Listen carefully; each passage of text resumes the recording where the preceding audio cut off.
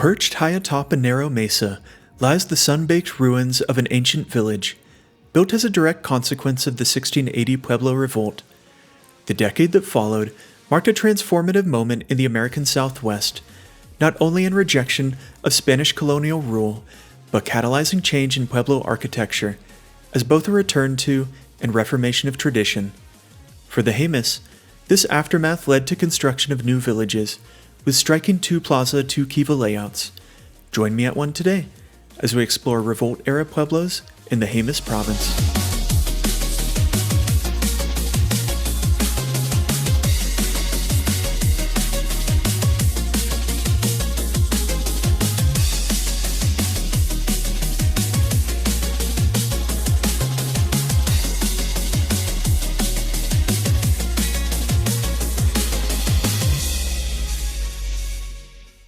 Today, you're joining me at an ancestral Jemez village, built as a result of the Pueblo Revolt of 1680. During the revolt, the Jemez martyred their priest, burnt the mission church and village, and moved 6 miles north. After a Ute raid, a faction splintered off and built the village that we're at today, called Baletsaqua. This was built in 1683. This Revolt-era pueblo had up to 650 rooms, organized in a layout around two plazas, just like its sister city, Patokwa. An older ancestral village lies just north, buried under cholla cactus, and perhaps inhabited between 1250 to 1400. The site is located on a narrow mesa, between two deep canyons in a ponderosa pine forest. Other structures scatter the area, including a field house I found below. The mesa top is highly defensible. To access the village, one has to scramble up the side of the mesa. Around the edge are low walls and rooms, suggesting defensive structures, and some cave dwellings. Pottery shards and processing facilities for food and tools, such as grinding slicks and cupules, are found throughout the site. The village was constructed of shaped tough masonry, and some rooms and walls still maintain plaster and mortar. The Revolt-era room blocks at Baletsaqua are arranged in a linear plaza style. In this layout, the village is made up of several long, narrow rows of rooms that outline large, enclosed plazas. The design comes from coordinated construction efforts at the community level, where many rooms are built simultaneously by first erecting two parallel long axial walls, then segmenting the space between them with shorter cross walls to create individual rooms. This latter type construction produced rooms of similar size with walls aligned in the same direction. It's a highly effective strategy to build up a pueblo quickly, and suggests that the residents settled there in large groups, rather than one family at a time. The linear plaza plan contrasts with the agglomerate layouts, which are formed by closely packed clusters of rooms built one at a time by individual clan families. This construction doesn't require coordinated communal labor. Instead, each room is added by separate households, resulting in a mix of wall directions without continuous shared walls. Agglomerate pueblos tend to have smaller plazas, since their layout is less planned and more organic. In the Revolt-era pueblos, pre-construction planning resulted in large plazas, reflecting a shared vision among the residents about plaza size and organization. These pueblos are usually expanded by adding new room blocks away from the original design, keeping the main plazas intact, a style common among the Rio Grande pueblos. In contrast, agglomerate pueblos more easily accommodate small groups of newcomers by letting them build individual rooms next to existing plaza-oriented structures.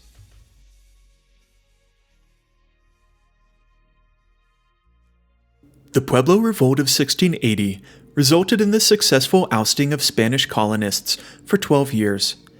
It was orchestrated by a Tewa medicine man named Pope from Okeawinge Pueblo. Along with other Pueblo leaders, Pope was arrested and publicly whipped in Santa Fe during the 1670s. Upon his release, he traveled to Taos Pueblo, where he had a vision in the kiva to evict the Spanish and bring about a renewed Pueblo world. Pope negotiated with other Pueblo leaders and distributed knotted yucca cords to be untied each day until the day of the revolt. His message proclaimed to go back to the ways of the ancestors. At Jemez, present-day Walatoa had a mission village originally built in 1622, with intention to pull people down from the Mesa tops, which the Spanish found too hard to minister to. During the day of the revolt, the entire village was razed in response to Pope's vision, and the Jemez established a new village 6 miles north.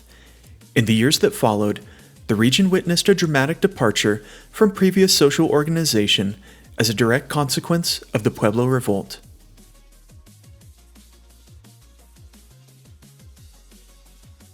The first new village constructed after the Pueblo Revolt in Jemez was Patocua, the turquoise moiety place.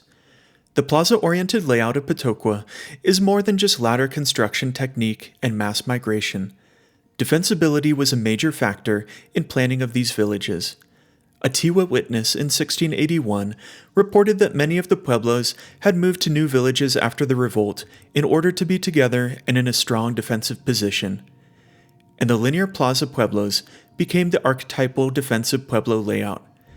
Central, enclosed plazas, surrounded on all sides by inward-facing room blocks, could be fortified relatively quickly in the event of an enemy attack.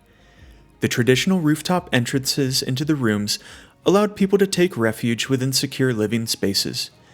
After non-warriors were safely inside, ladders could be raised to thwart enemy access, while rooftop perches allowed a position of strategic advantage to Pueblo archers and artillery, which could fire down upon their attackers.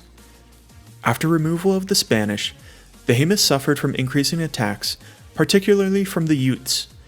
Prior to Spanish arrival, Ute people existed as small bands living beyond the northern boundaries of the Pueblo world, engaging in only occasional trade with northern pueblos such as Taos, Picuris, and Okeawenge. A significant shift in Ute lifestyle accompanied introduction of equestrian culture in the early 1600s. On horseback, they became successful hunters, venturing onto the plains to slay buffalo in increasing numbers. Social organization changed, shifting from isolated family bands to well-organized camps that stretched across the river valleys. During the summer of 1683, Utes raided the newly constructed Pueblo of Patocua, instilling concern that this new village was not as safe as they had hoped, built on a relatively low mesa in comparison to the surrounding landscape, rising only 200 feet above the valley floor. Further, the village could be accessed from virtually any direction, exposing the Jemez to simultaneous attacks from multiple sides. While they were lucky to survive the Ute raids, many inhabitants doubted the Pueblo would hold against more formidable Spanish forces should they return to the valley. As a result, the people of Patocua split into two factions, one group advocating abandonment of their new home to build another village on a more defensible landform on the sheer-sided mesas nearby. Another group disagreed, confident that their warriors could repel challenging enemies, holding the ground at Patocua. The fact that the Ute attack of 1683 opened a rift in the Jemez community is not surprising.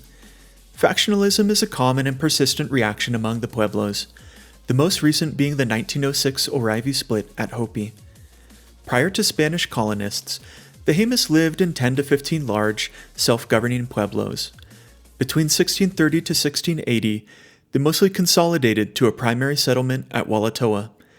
The coalescence of so many previously autonomous groups into a single community in just a few generations provides context in which power struggles would be expected. After the Spanish ouster in 1680, any system that had served to alleviate power tension was dismantled. As a result, the factionalism that appeared to have characterized Patocua in 1683 probably wasn't solely a result of the Ute raid, rather precipitating from pre-existing political rifts. Jemez were not the only pueblo to split into factions in the wake of the 1680 revolt. Rather, this seemed to occur at Isleta and Santo Domingo as well. The divided nature of post-revolt pueblos was most clearly evident at Pecos, where a pro-Spanish faction had opposed a group of anti-colonists since the time of Coronado in the 1540s. By the mid-17th century, the rift had cleaved residents of Pecos into two distinct settlements, with the Catholic contingent perching in the shadow of the mission church, while the conservative traditional bloc remained in the old north section of the village.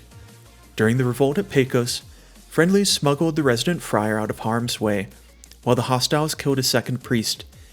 Even after the Spanish were gone, Pecos seems to have remained a pueblo divided. The Jemez splinter group left Patocua perhaps in the autumn of 1683 and traveled 6 miles to the east, where they settled on a higher, steeper mesa, nearly 500 feet tall, now known as Ponderosa Mesa.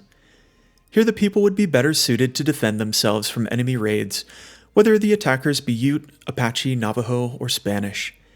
In a flat spot on the narrow peninsular spur, Buletsaqua, the place of the abalone shell, was constructed. The landscape surrounding is strikingly different from that of its sister city.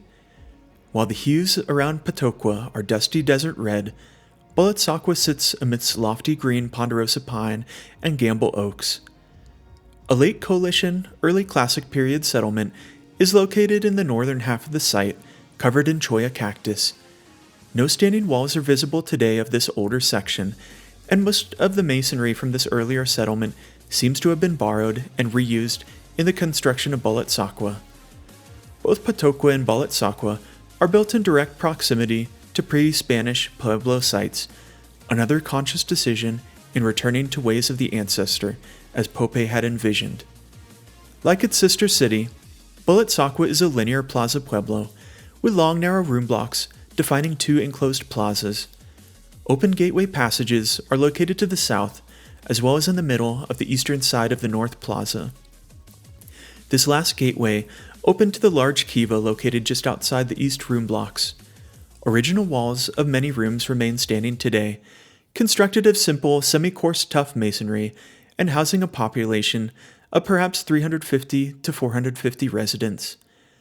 Tree ring dates collected from roof beams confirm construction between 1680 and 1683, with a cluster of vigas dating specifically to 1683. As they had done 2 years earlier at Patocua, the Jemez worked together to raise the walls of Buletsaqua, again employing a ladder construction technique. Patterns of corner bonding, where masonry of intersecting walls tied together, confirm that many of the rooms at Buletsaqua were built in episodes of simultaneous construction. Shared wall azimuths, room blocks arranged at right angles, and plazas of nearly identical size indicate that construction activities were organized and coordinated above the household level, suggesting a degree of centralized leadership was present here.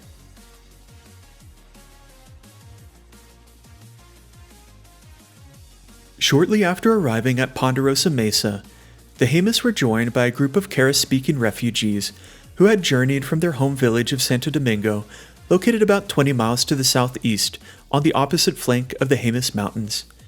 Spanish documents of the 1680s repeatedly referred to Buletsaqua as a multi-ethnic community comprising of both Jemez and Kiva people. However, there are no outlying rooms or room blocks separated from the main plazas of Buletsaqua, as appear at numerous other Revolt-era pueblos, including Patocua, which most likely accommodated an influx of new Pueblo refugees of its own. This suggests an integrated community, which coalesced more or less at the same time, with little subsequent immigration following its initial founding. Beyond the Jemez Province, other newly constructed pueblos after the revolt also conformed to the iconic 2-plaza layout, best seen at Hanat Kochidi. In Jemez, this architecture marks a shift in ideology in the wake of the revolt of 1680, where focus on duality or complementary halves hadn't been seen prior in the region. This new establishment of dual organization persists to this day in Jemez, within the turquoise and pumpkin societies. The new emphasis on duality was perhaps a result of Pope's call for revivalism. Being from Oke-Awenge, his vision of tradition and the way of the ancestors was shaped by Tewa identity, where the summer and winter people are grouped as moieties. In Jemez, oral tradition states they did not always have two sides, rather one came in at a later time. Possibly this was the Santo Domingo contingent, which was part of the founding of Buletsaqua. For over 300 years, black on white pottery was ubiquitous in the Jemez province. However, in the years following the Pueblo Revolt, a dramatic cessation in production of this style occurred, with a newfound preference towards redware. The manufacture of redware coincides from Pecos in the east to Jemez in the west, and perhaps reflects Pope's call for a pan-Pueblo identity. Now, the Jemez are not only making pottery that Jemez make, rather, they are making pottery that pueblos make. Throughout this time, there's also massive migration of people moving from one pueblo to another, learning pottery techniques, and syncing up. Another possible reason for the departure from black on white pottery is because this style was tainted by Spanish colonists, who in the early 1600s required manufacture of ecclesiastical forms of black on white pottery, such as chalices, crucifixes, and candlesticks. Rather than returning to it, rejection of this style may be a broader rejection of all things Spanish.